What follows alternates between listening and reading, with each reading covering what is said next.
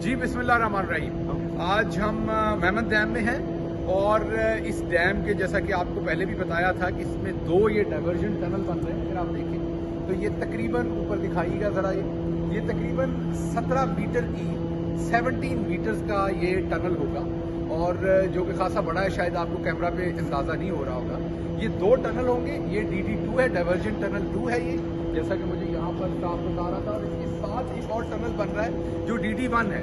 इन tunnel का असल जो मकसद है वो ये है कि पानी को डाइवर्ट करना है, क्योंकि डैम तब तक नहीं बन सकता जब तक पानी को डाइवर्ट करके उसको किसी और रास्ते से नहीं निकाला जा सकता, ताकि डैम की जगह खुश्क हो और वहां पर तकरीबन कोई 250-250 मीटर ऊंचा जो है वो डैम बनेगा, जो 800 मेगावाट के करीब बिजली बनाएगा।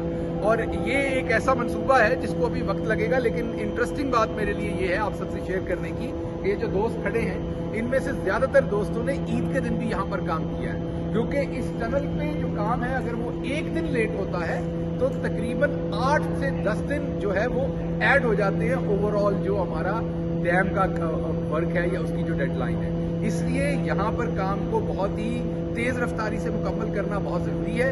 इसलिए इन दोस्तों का शुक्रिया जो ईद पे भी यहाँ काम करते रहे।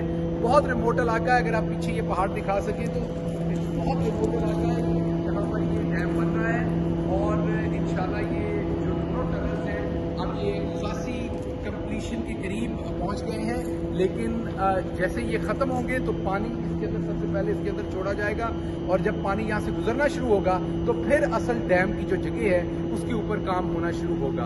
तो इंशाल्लाह ताला ये वैसे प्रोजेक्ट्स हैं जो ना सिर्फ हमें बिजली 800 मेगावाट देंगे, बल्कि इसका जो बहुत बड़ा फायदा होगा हमारे एग्रीकल्चर सेक्टर को होगा। और जैसा आपको पता है कि प्राइम मिनिस्टर साहब का इस टाइम एक major focus construction industry, export industry के बाद जो तीसरा मेजर फोकस है उनका, वो इस टाइम जो हमारी एग्रीकल्चर का सेक्टर है उसके ऊपर है। और ये जो दोनों डैम बनने जा रहे हैं, मेगा डैम और उसके अलावा 8 दूसरे डैम हैं, ये जब कंप्लीट होंगे तो इंशाल्लाह हमारी ज़राअत के लिए, हमारे एग्रीकल्चर सेक्टर के लिए पानी मुहैया होगा।